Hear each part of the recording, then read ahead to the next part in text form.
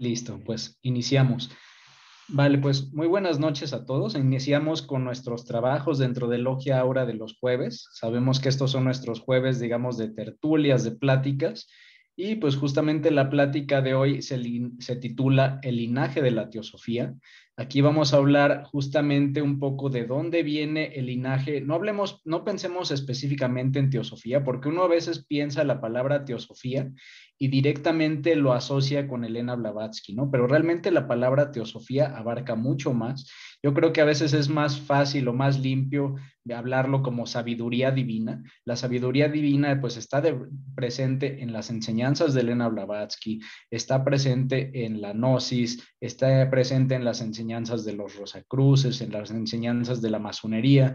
Y entendamos por sabiduría divina, pues que al final lo que creemos dentro de diferentes corrientes esotéricas y místicas es que las principales religiones y diferentes credos tienen una raíz común. No es una casualidad, no es una coincidencia que casi en todas existan parecidos. Y bueno, justamente en esta sesión pues vamos a hablar un poco de lo que es ese pues tremendo árbol, que vamos a ver que tiene muchísimas ramificaciones. Realmente hablar del linaje de la sabiduría divina pues es algo que nos podría dar para un taller de varias sesiones, van a ver ahora por qué. Pero bueno, ahora de manera resumida vamos a hablar específicamente de la parte de las enseñanzas de Oriente. Vamos a entender un poco el por qué aparecieron estas enseñanzas, cuándo se originaron, por qué algunas difieren un poco o un mucho de otras. O sea, vamos a ver que hay filosofías antiguas que nos hablan del ser, del Atman, del uno, y hay otras que nos hablan del cero, ¿no? De la nada, del sunya, principalmente lo que es la corriente budista. Y bueno, el objetivo de esta sesión es un poco hablar de estas y vamos a ver cómo es que todas estas que parecen, algunas parecerán ser muy opuestas, vamos a ver cómo se concilian. Y bueno, dicho eso, voy a compartir pantalla.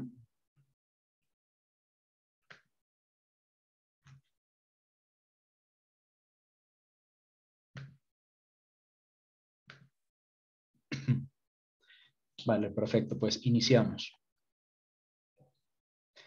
Bueno, como comentaba, si quisiéramos hacer una trazabilidad de las diferentes religiones, de las diferentes corrientes místicas, espirituales, pues nos encontraríamos con un árbol pues bastante grande, ¿no? Y este es un claro ejemplo. Yo creo que aquí estamos viendo por lo menos fácilmente unas 60, 70 religiones o credos diferentes.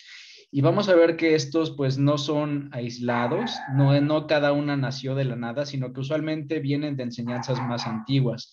Vamos a ver que hay linajes, pues digamos, de Occidente, linajes de Oriente, y que van de adelante hacia atrás, ¿no? Donde vamos a encontrarnos entre los más relativamente recientes, pues la masonería, lo que es el rosacrucismo, pero si vamos hacia atrás, vamos a llegar a los caldeos, vamos a llegar al antiguo Egipto, vamos a llegar a las enseñanzas del antiguo Oriente, vamos a hablar de Confucio, de Lao Tse, vamos a hablar de la India, de las diferentes escuelas del hinduismo. Y bueno, vamos a ver que, como vemos, esto es un árbol pues demasiado grande, ¿no?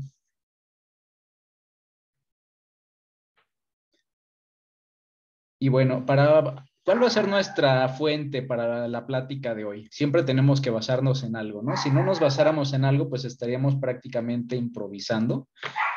Entonces, bueno, estas enseñanzas se basan de lo siguiente.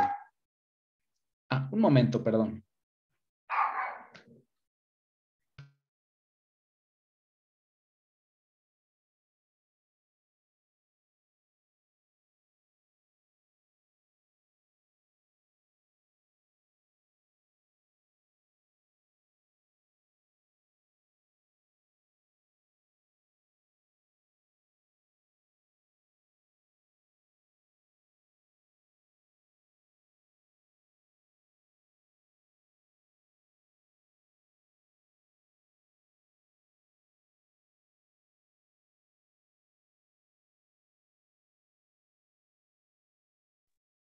Listo, vale. Una disculpa, bueno, hubo una situación acá en la casa, pero ya estamos de vuelta. Bueno, les comentaba, ¿en qué nos vamos a basar para la plática de hoy? Pues nos vamos a basar en un teósofo, yo diría poco conocido, Este fue un teósofo que siempre estuvo detrás del telón, ya que él pues usualmente no era tan público, no se dio tanto a conocer, pero que sin embargo dejó una tremenda enseñanza. Y ese personaje, pues justamente es Subramania Iyer, que es la persona que se ve del lado derecho en la imagen. Y bueno, ¿quién fue Subramania Iyer, de quien vamos a estar hablando? Pues él fue prácticamente un abogado y después un juez, y él fue el soporte de Henry Olcott durante los primeros años de la Sociedad Teosófica. Recordemos que hubo un periodo en el que pues el mundo se le fue encima a Elena Blavatsky, cuando justamente estos famosos personajes que son los Coulomb, que eran antiguos empleados de Elena Blavatsky, pues levantaron toda una historia argumentando que todo lo que ella había logrado, digamos, de fenómenos, fenómenos extraños, digamos, que todos eran fraude. Y bueno, justamente Subramania, él fue un miembro del comité que justamente declaró inocente a HPV y bueno, gracias a eso pues fue de gran ayuda para la sociedad teosófica. ¿Podremos darnos alguna idea de cuál era el nivel que tenía este personaje, considerando que él fue del selecto grupo de alumnos de Tesshu Barrow? Recordemos que junto con Elena Blavatsky, probablemente la otra persona que estaba a ese mismo nivel, o sea, de las personas que más sabían dentro de la sociedad teosófica, era Tesshu Barrow, y él tenía un grupo muy reducido de personas a los que les daba, digamos, parte de la enseñanza oculta. Era un grupo en el que estuvo, pues, justamente también personajes como Leadbeater, llegó a participar Sinet, y bueno, dentro de ese grupo también estaba Subramania Iyer. Y bueno, Subramania fue fundador del Congreso Nacional Hindú. Él siempre, digamos, estuvo buscando pelear por los derechos de su pueblo, de la gente hindú. Recordemos que en aquel entonces, pues prácticamente la India estaba pues dominada por Inglaterra. Todas las elecciones y toda la parte relacionada al gobierno, pues quien regía eran los ingleses, y él empezó desde su trinchera a empujar y a empujar para que cada vez hubiera más espacios, pues para que la gente de la India, la gente nativa de la India, pues pudiera participar dentro de las decisiones democráticas y dentro de lo que es el gobierno, ¿no?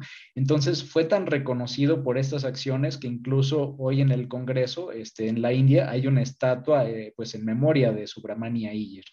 Él fue vicepresidente de la Sociedad Teosófica en el periodo de 1907 a 1911 y también posteriormente, cuando hubo igual una revuelta con Annie Besant, recuerden que también Annie Besant, ella fue una tremenda luchadora de los derechos de las personas de la India y también era una defensora de los derechos de la mujer, pues eso le llevó a toda una serie de problemas o polémicas con personajes importantes del gobierno, ¿no? Al punto que pues prácticamente la buscaron encarcelar junto a con George Arundel, también miembro de la Sociedad Teosófica, y quien abogó para su liberación, quien apoyó para que en poco tiempo salieran, pues fue también Subramania, ¿no? Aquí, bueno, vemos que estamos hablando de una persona pues totalmente entregada a la humanidad, una persona que sabía mucho, una persona que estaba en grupos esotéricos y que era bastante apreciada y querida por los líderes de la sociedad teosófica. Ahora, partiendo de esto, hubo un periodo que va de 1915 a 1917, donde Subramania Iyer comienza a hacer una serie de publicaciones dentro de una revista en la India que se conocía como The Theosophist. Obviamente era una revista teosófica. Y en esta revista él va publicando en 1915 4 artículos donde él hacía alusión a un antiguo texto que se decía que se había elaborado a inicios del Kali Yuga, un texto que en principio era esotérico, pero que los maestros indicaban que había llegado ya el momento de que parte de este libro, parte de estos escritos se revelaran. Y es así que después de estos 4 artículos, en 1917, aparece una porción del Anushtana Chandrika. El Anushtana Chandrika justamente pues, es una serie de escritos pues, bastante amplios, bastante grandes, donde digamos que solo una sexta parte de esta obra se nos dio a conocer y tiene diferentes enseñanzas para sobrellevar el Kali Yuga, ¿no? También tiene algunas enseñanzas donde nos explican un poco qué es la fraternidad blanca, dónde se origina, quién es Sanat Kumara, y también algo bien interesante es que estos textos, los que fueron revelados de la Anushtana Chandrika, tienen un estudio que hizo Góbila. Góbila también fue un gran sabio de la antigüedad y él hizo un estudio de los diferentes sistemas filosóficos que se tenían en el Oriente y él muestra cómo existía algo que conectaba, algo que ataba a todos estos sistemas y mostraba que justamente todos eran parte de una raíz común, que es lo que a continuación vamos a ver.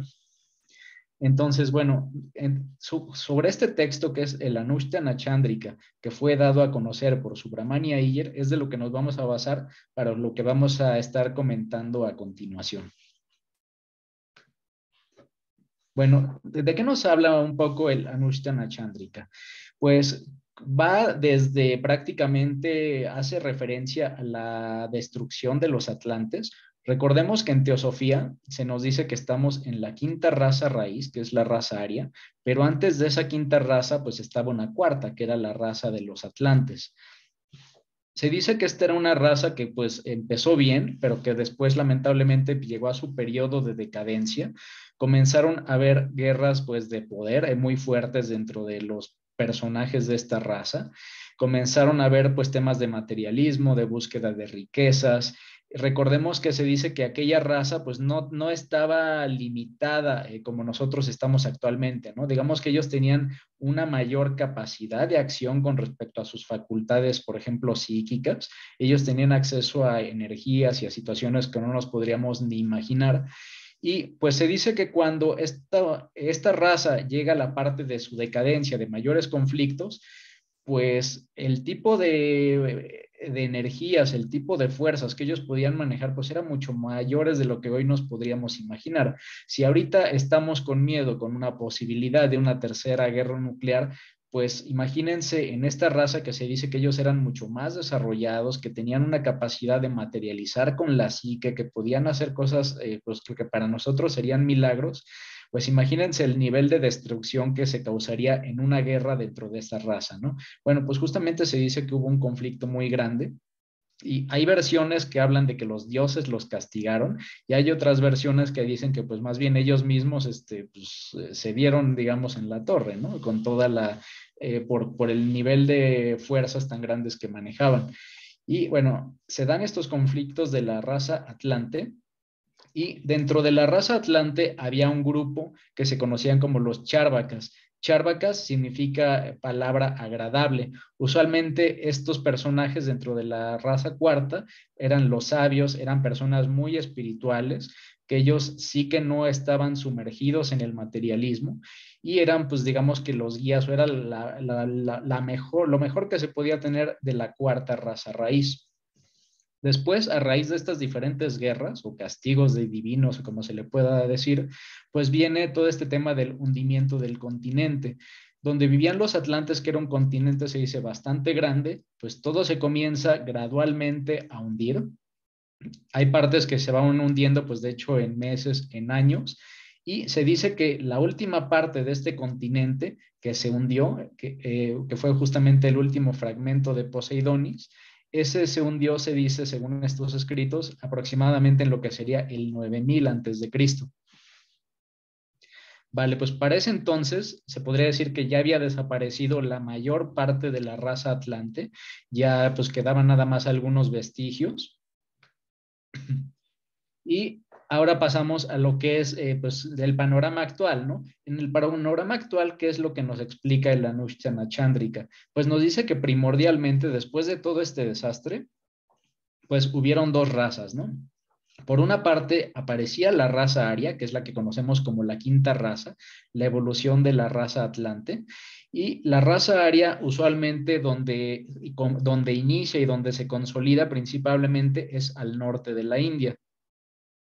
Y tenemos por otra parte a los pocos sobrevivientes que quedaron de la raza atlante, que a esto se les siguió llamando los charvacas, pero de charvacas no tenían nada, ¿no? O sea, en el sentido de que, pues mientras que charvaca era una persona sabia, una persona de hablar agradable, pues estos que sobrevivieron de los atlantes, pues eran todo lo contrario, eran súper materialistas, eran ateos, eran, se dice, totalmente incapaces de distinguir lo correcto de lo incorrecto. Digamos que esa intuición, pues que a veces nos ayuda a entender cuándo estamos haciéndole daño a alguien, pues ellos no la tenían, no lo percibían, no se daban cuenta. y se dice que los sobrevivientes de esta raza pues se encontraban principalmente en territorios como justamente China, como Birmania, como Japón. Entonces, bueno, pues tenemos esta parte del mundo repartido en estas dos razas.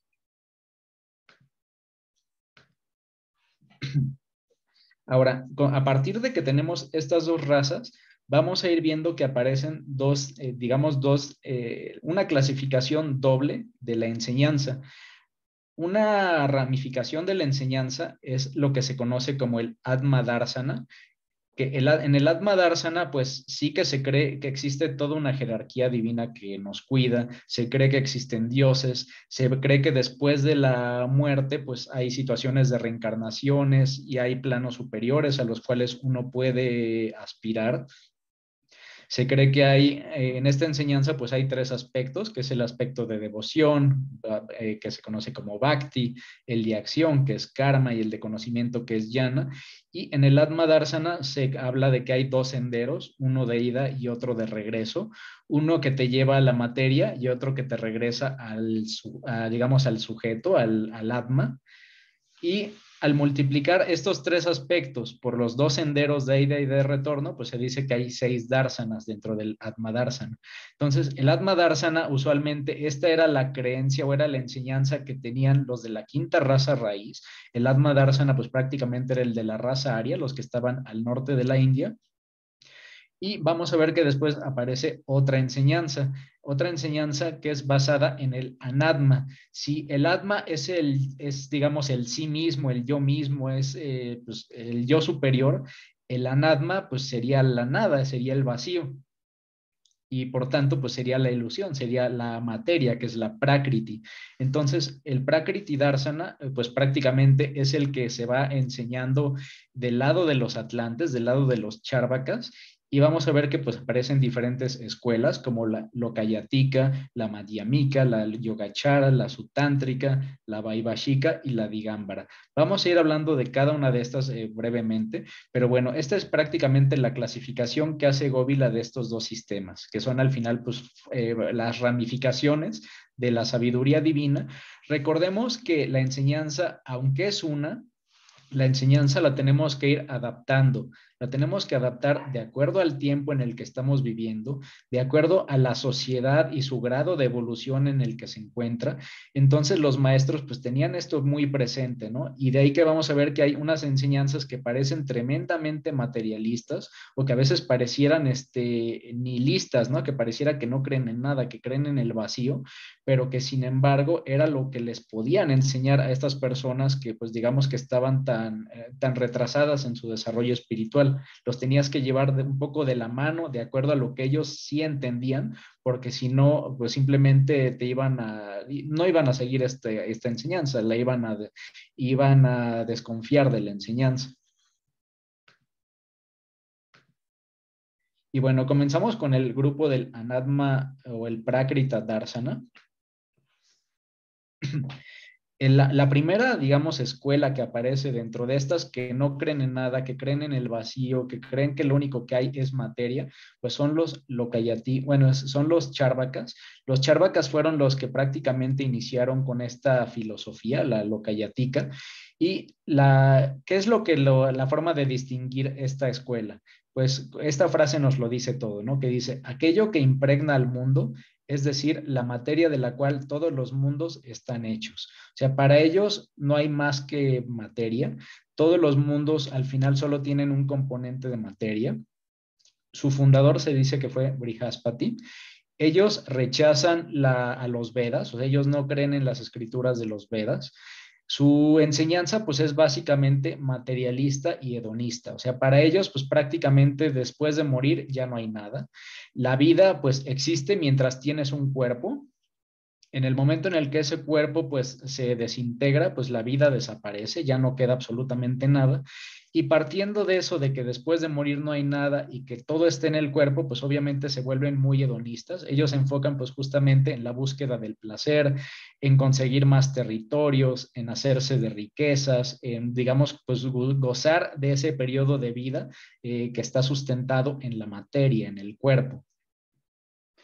Para ellos, pues la vida pues no es otra cosa que la unión natural entre 4 o 5 elementos naturales. Ellos hablan de que hay 4 o 5 elementos y que de eso se conforma absolutamente todo lo que existe y que la vida desaparece pues cuando el cuerpo se desintegra, ¿no? Para ellos, pues la liberación, pues justamente es morir. En el momento en el que pierdes la vida y mueres, pues automáticamente dejas de ser, ya no existes y pues prácticamente hasta ahí llegas. Veremos que esta pues sí es demasiado materialista. Esta sería la que no tuvo alguna influencia por parte de la jerarquía, por parte de los maestros. Y ante esa situación que estamos viendo, de que tenemos a los charvacas que no creen en nada, que creen solo en el placer, en la parte del cuerpo, que creen que después de morir no hay nada, pues ahí ¿quién viene al rescate? Bueno, pues se dice que justamente la jerarquía, la fraternidad blanca, pues deja una misión importante al famoso personaje que conocemos como el Buda, como Siddhartha Gautama. Eh, ¿Por qué? Aquí viene una situación bien curiosa, ¿no? El Buda, Siddhartha Gautama, pues él surge en la India que recordemos que ahí estaba pues la enseñanza basada en Atma, donde había toda una jerarquía, donde había toda una serie de dioses, y sin embargo, qué es algo que se le ha criticado mucho al Buda? Algo que se le ha criticado mucho es que él defendía el concepto del sunya, el vacío. Y uno diría, bueno, ¿por qué si el Buda era tan espiritual? ¿Por qué defendía el vacío? ¿Por qué defendía que no hay nada? Bueno, lo que pasa es justo lo que platicábamos. Cuando el Buda tiene la misión de llevar o de regresar por el buen camino a los atlantes, a los charvacas, pero se da cuenta que ellos pues no creen en nada, que ellos simplemente que para ellos no hay vida después de la muerte, no hay dioses, no hay nada, pues él tenía que hablarles en sus términos, él tenía que hablarles en términos de materia, en términos de nada. Y es así que él hace una filosofía donde bajita la mano, pues los va a llevar a la espiritualidad, pero a partir de algo que es familiar para ellos. Ahora, para realizar esta misión, pues el Buda no es una casualidad que él haya nacido y que él haya iniciado en la India, a pesar de que él no se quedó en la India, de que su enseñanza no se quedó en la India, porque era importante que el Buda estuviera en la India. Era importante porque la India era el centro espiritual más importante y él necesitaba encontrar alumnos que justamente le ayudaran a poder esparcir esta enseñanza al norte, a China, a Birmania, a Japón, esta enseñanza basada en una fórmula, digamos, parecida a la átmica, pero que la pudieran comprender los charvakas. Es por eso que él reside en la India, porque en la India iba a encontrar a sus alumnos y una vez que él ya tiene a sus alumnos, pues obviamente para la gente de la India que creía en muchísimos dioses, pues el budismo era una aberración, pues era como un sacrilegio, ¿no? Como, no podían llegarle a la gente de la India hablando del vacío, hablando de la nada. De ahí se explica que de hecho el budismo pues no tuvo tanto éxito en la India, el budismo se tuvo que mover de la India y es que ese era el propósito. El budismo no era para la India, el budismo era para aquellos que no creían en nada. Y es así que, pues, digamos, los alumnos del Buda, pues, se distribuyen en estos territorios. Ahora, lo que vamos a ver son las siguientes escuelas que vamos a ver. Usualmente cada una está relacionada con un sucesor del Buda, con un alumno del Buda. Y la primera escuela de uno de sus primeros alumnos, pues fue justamente la Madhyamika Darsana. ¿Cómo se reconoce a los Madhyamikas? Ah, pues por la siguiente frase, que es aquello que es conocido como el punto medio. Ellos siempre buscaban el punto medio. Recordemos que incluso el Buda nos enseñó el camino del medio, ¿no? Que era, digamos, que no tenías que llegar a un extremo como convertirte en un fakir donde te maltrataras, pero tampoco era una vida de placeres, era una vida de equilibrio.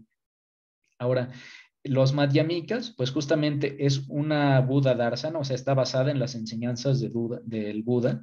Fue fundado por Nagarjuna, y se dice que esta escuela pues fue la que tuvo mayor influencia dentro del budismo mahayana. Recordemos que el budismo mahayana pues es probablemente el tipo de budismo que hoy conocimos y como comentaba, pues ellos, su enseñanza se sustentaba o se basaba en el concepto que ellos conocían como el sunya. El sunya, pues justamente es la nada, el vacío, un término que probablemente los charvakas, pues sí que iban a poder entender. El vacío, pues, es eterno, es puro, y ellos lo representaban por un cero. Recordemos, esto se nos hará seguramente similar a las enseñanzas de Elena Blavatsky, ¿no? Donde justamente Elena Blavatsky nos habla de un cero o de un círculo cuya circunferencia está en todos lados, cuyo centro está en todos lados y su circunferencia es ilimitada. Y vamos a ver que existe una trazabilidad tal vez perfecta entre las enseñanzas de Elena Blavatsky en la doctrina secreta con justo las enseñanzas de los madhyamikas, ¿no? Que nos hablan del cero justamente como el punto, tenemos que pensar en los madhyamikas como el punto en medio del cero. Es ese punto que está en todas partes y que la circunferencia pues es ilimitada. Y bueno, algo que enseña esta escuela es que para ellos, pues los dharmas están vacíos de materia. Svabha es la materia que todo lo compenetra y los dharmas pues carecen de ello. Y lo que ellos creen es que mientras exista un individuo, un objeto para ser probado, la prueba y el buscador de la prueba, esta persona va a estar en esclavitud. O sea, mientras hay una persona buscando algo, mientras hay un sujeto que busca conocer, mientras hay un objeto que busca ser conocido y mientras existe el conocimiento, mientras que exista esa triada, pues realmente pues va a seguir existiendo el samsara y las personas pues van a seguir en esclavitud.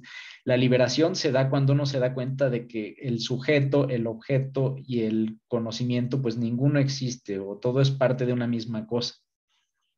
Cuando uno se percata de esa naturaleza del vacío, pues ellos creen que es cuando se alcanza la liberación. Y bueno, esa fue una escuela. La siguiente escuela del siguiente alumno del Buda, pues es justamente la Yogacara, Darsana. ¿Y qué es lo que los distingue? Pues la siguiente frase que dice, aquellos que ven y hacen a otros ver la unión resultante de este principio. Ellos pues estaban muy enfocados en la parte de unir. Ellos querían unir, por ejemplo, las enseñanzas de la escuela anterior de la Madhyamika y mostrar que no eran totalmente ajenas a las enseñanzas de los Charvakas. Ellos hacen un enlace entre la enseñanza de los Lokayatikas y de los madhyamikas.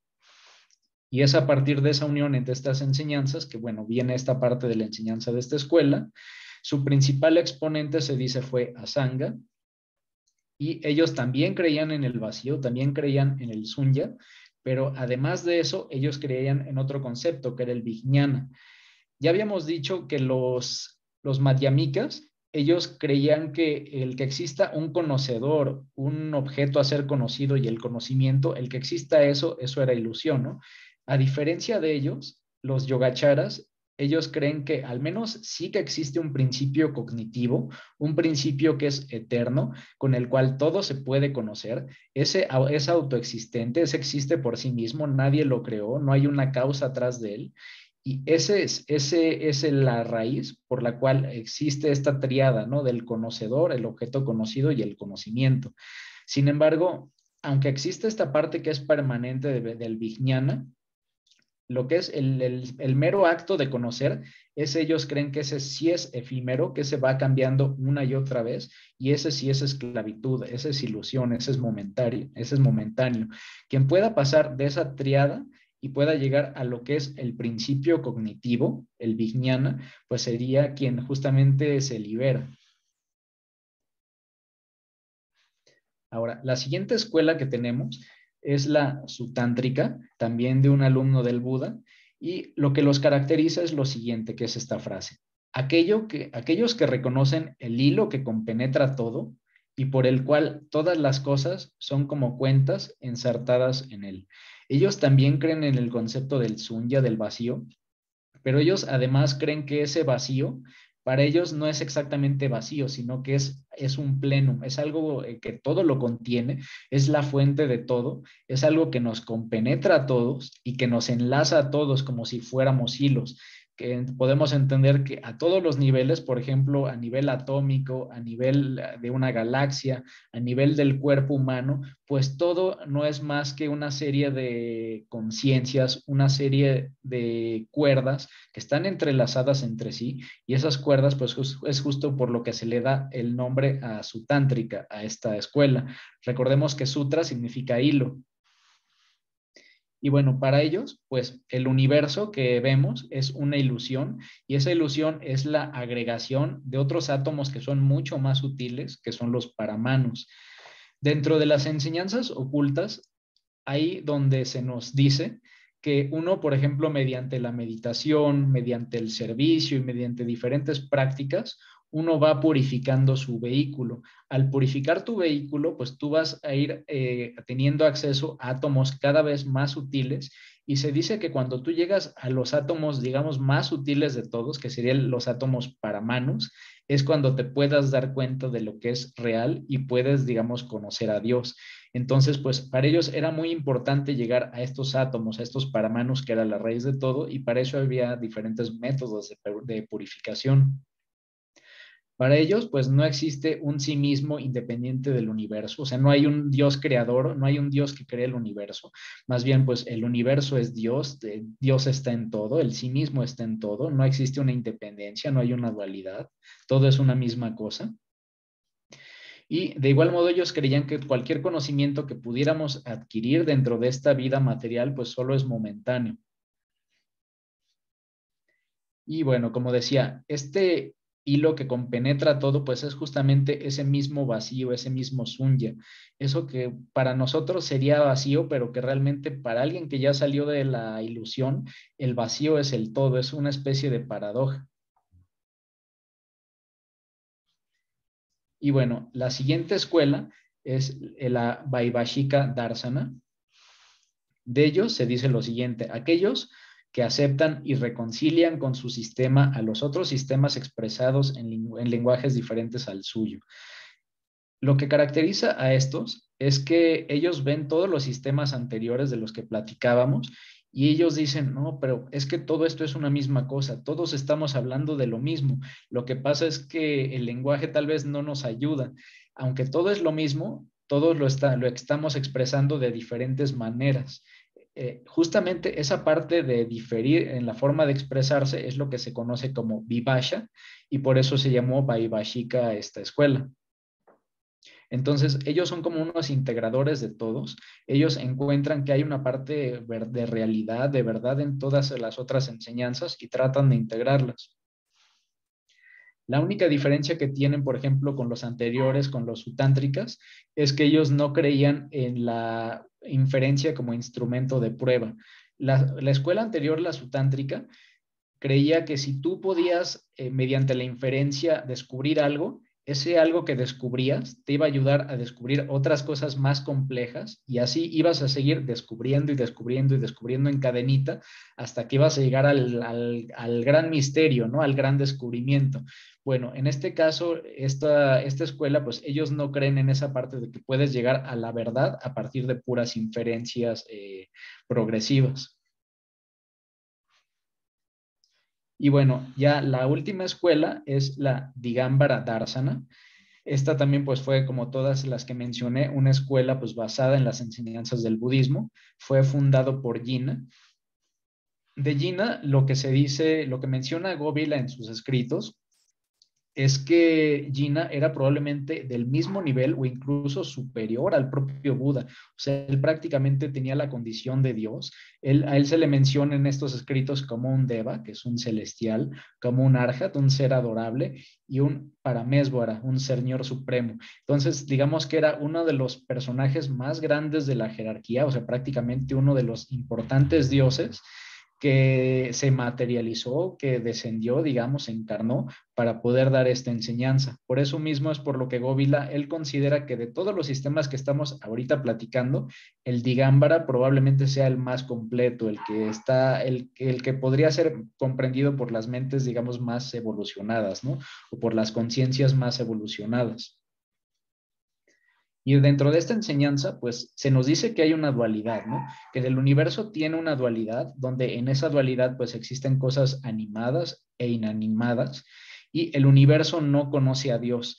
Son dos temas que se tocan, pero que nunca se logran conocer. También nos habla de que existen seis categorías que al estudiarlas, al practicarlas, pues llevan a la persona a la liberación.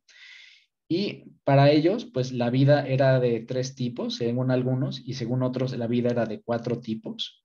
O sea, se podía tener cuatro formas de vivir. Y dentro de esta enseñanza, algo que también reluce, algo que destaca, son los purushartas. Los purushartas son, digamos, una serie de fórmulas o acciones que se dice que si tú sigues esas acciones al pie de la letra, vas a lograr justamente la realización humana.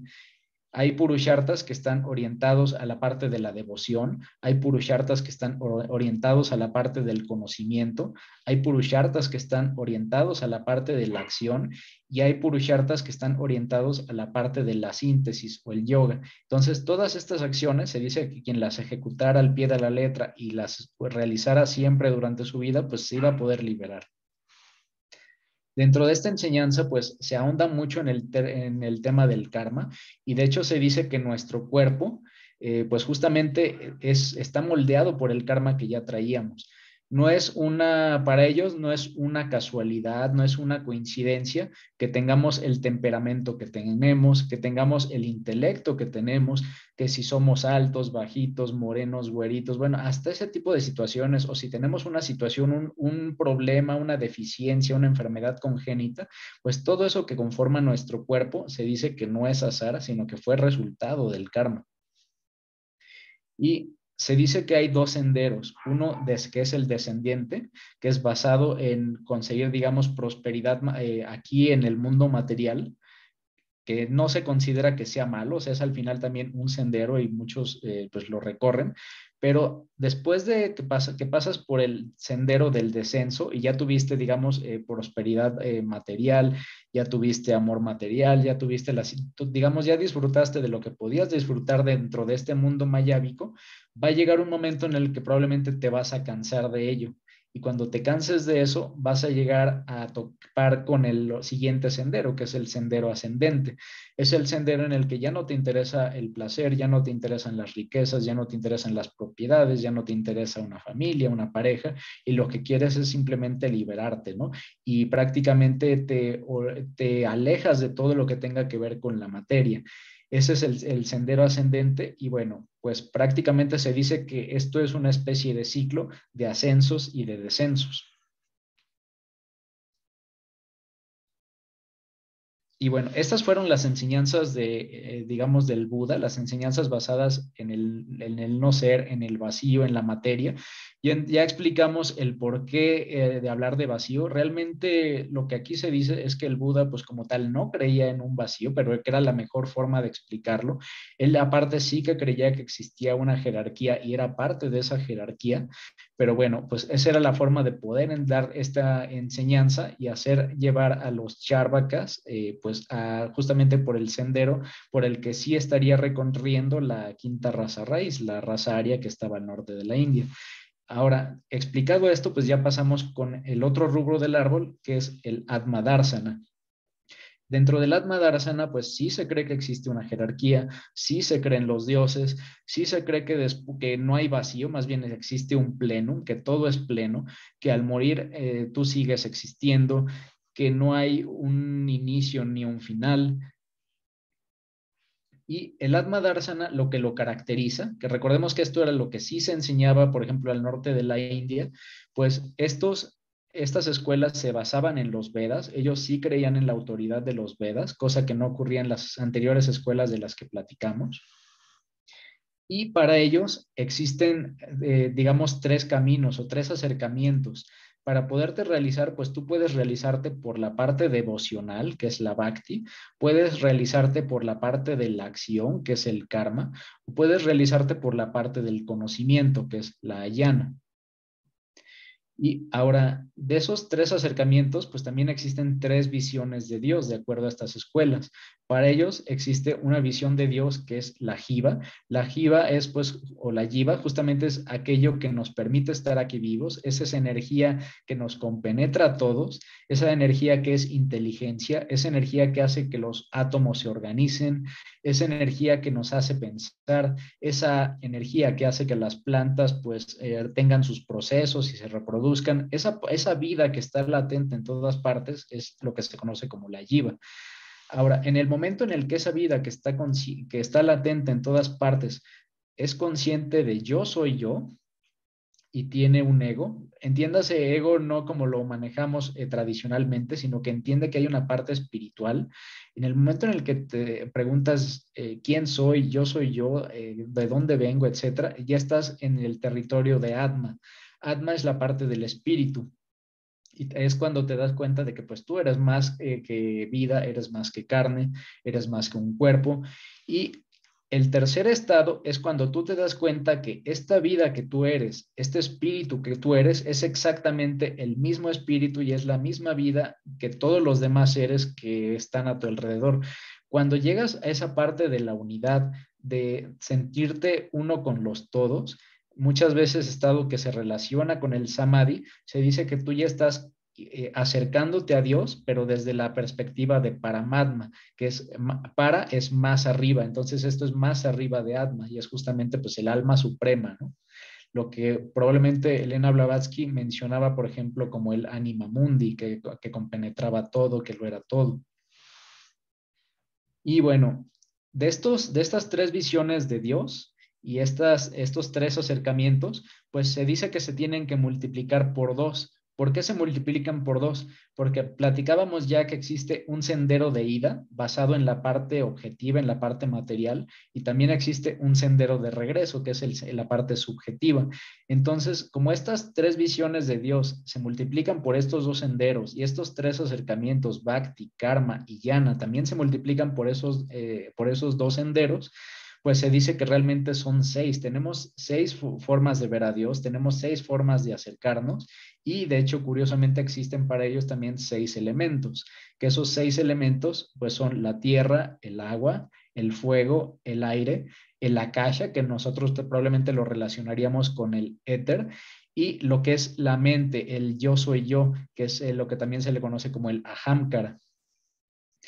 Y bueno, de esos seis elementos, que se dice que de esos seis elementos surge todo lo que está a nuestro alrededor, prácticamente de esta base todo se crea, pues se dice que atrás de cada elemento, digamos que hay un gobernante escondido, hay un regidor de cada uno de estos elementos. Y cuando tú llegas a un estado de exaltación, a un estado de profunda meditación, pudieras llegar a tener un contacto, un acercamiento con los regidores de estos elementos.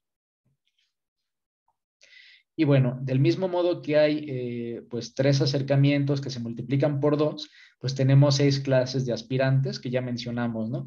O sea, hay dos aspirantes basados en el Bhakti. De por un lado, unos Bhaktis se van a orientar, por ejemplo, a la parte de la devoción y otros Bhaktis se van a orientar al sendero descendente, que es la parte del deseo. Dentro de la parte del karma, pues vamos a también ver que unos tienen la tendencia rajashika, que es buscar la acción, y también están los que tienen la tendencia tamásica, que es la inmovilidad. Y bueno, de este mismo modo vamos a ver que pues estas tres formas de Dios, estos tres acercamientos, pues tienen una forma positiva y una negativa para expresarse. No hay una correcta, no hay una incorrecta, más bien es tú según dónde te encuentres en este momento de tu evolución. Y bueno, ellos sí que creían en toda una jerarquía de dioses, ellos sí que creían en una jerarquía donde existen Mahatmas, existen Rishis, existen Siddhas.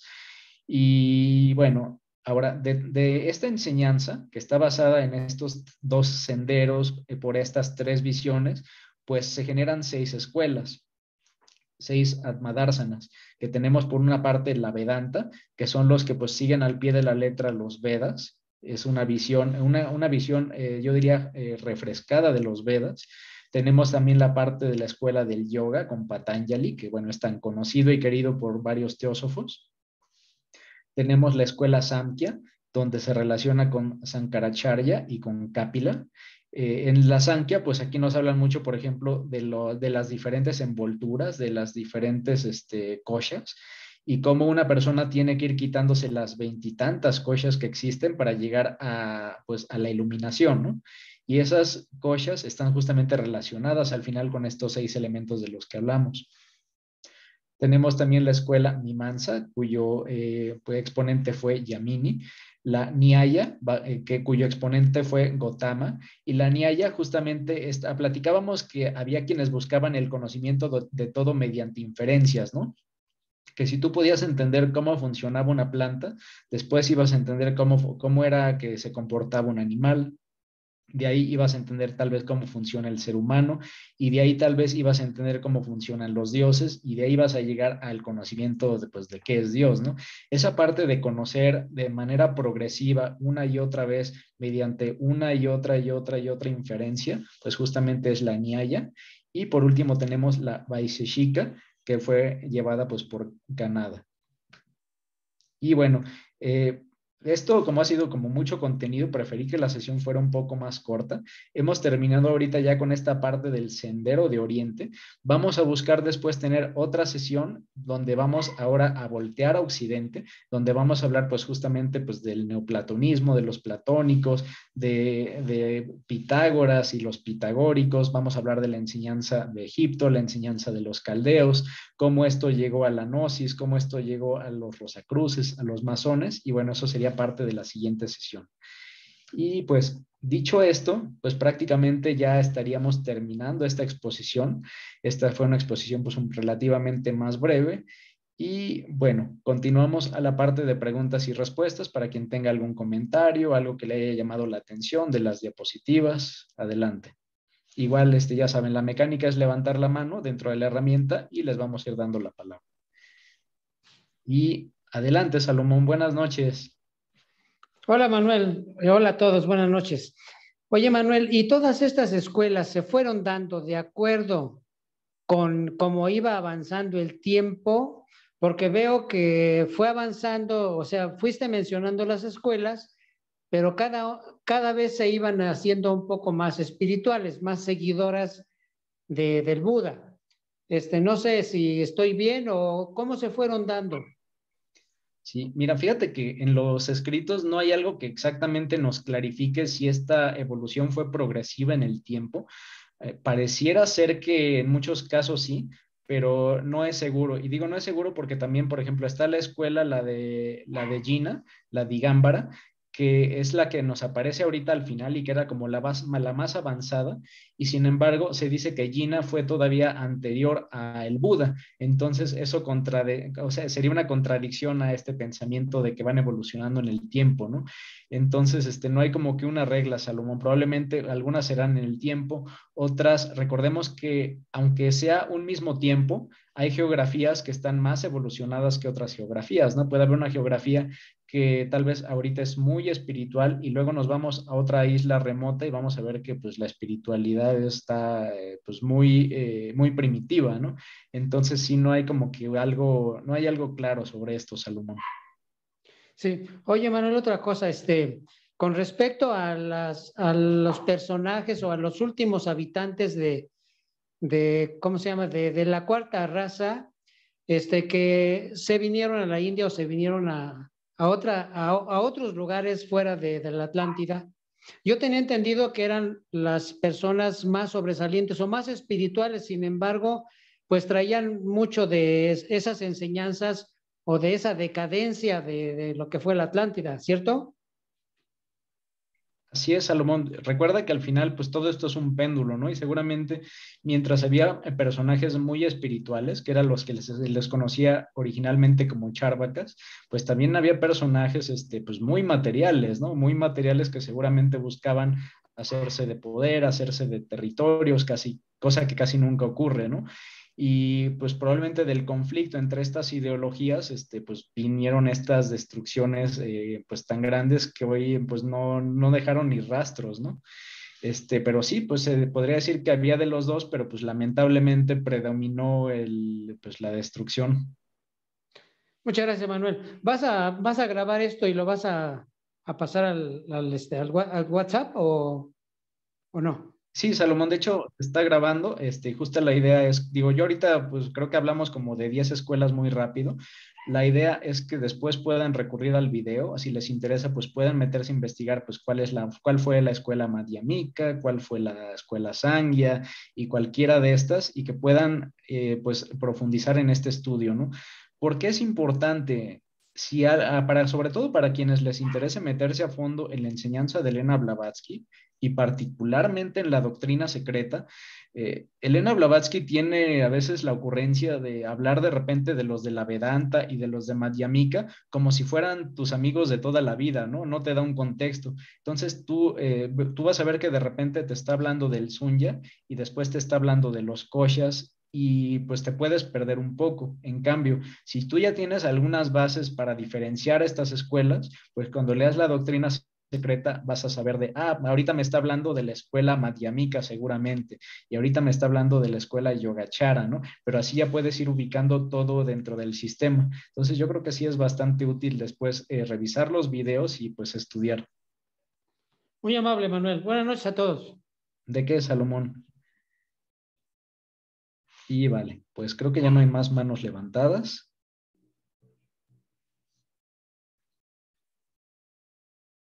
Vale, perfecto. Bueno, pues la buena noticia es que siendo jueves, esta sesión va a ser más corta. Yo espero algo haya podido dejar, y no haya sido nada más, pues, puro texto. Y, a ver, hay un comentario de AMB. Adelante, buenas noches. Si nos pudiera recordar tu nombre.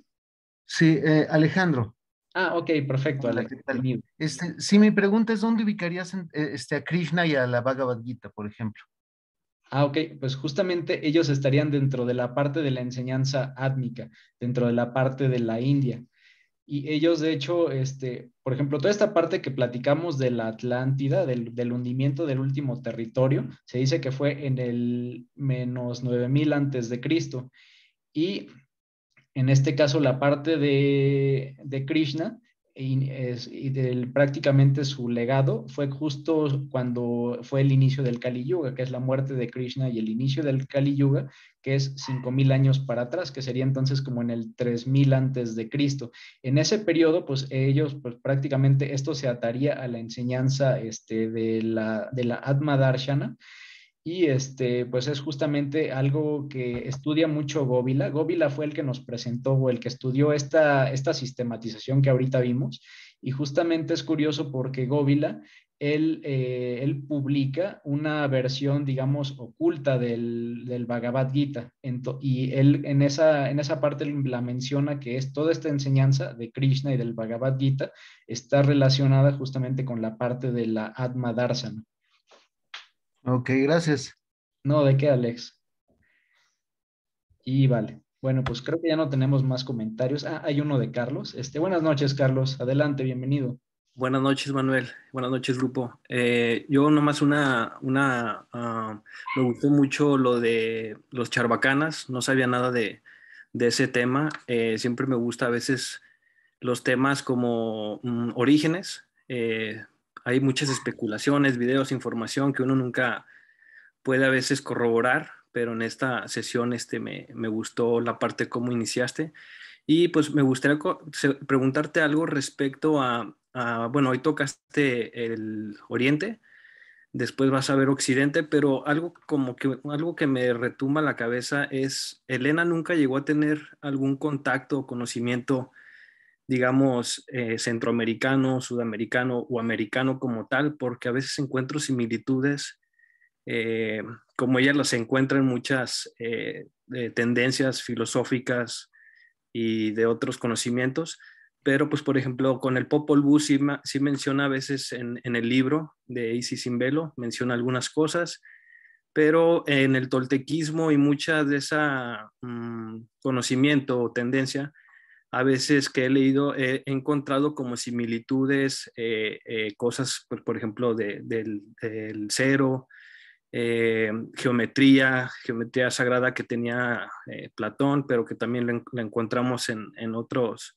conocimientos de ellos. Entonces, no sé si me estoy adelantando o si llega en algún momento donde Elena toque estos temas acerca de esta cultura, digamos, de nuestro México, en este caso, ¿no? Del antiguo México, y si esté relacionado también, si tuvo alguna rama con los atlantes o con los hiperbóreos, bueno, son más arriba, pero en algún momento, en alguna raza raíz, estuvo integrado o llega a haber algún conocimiento compartido en esta filosofía de la teosofía.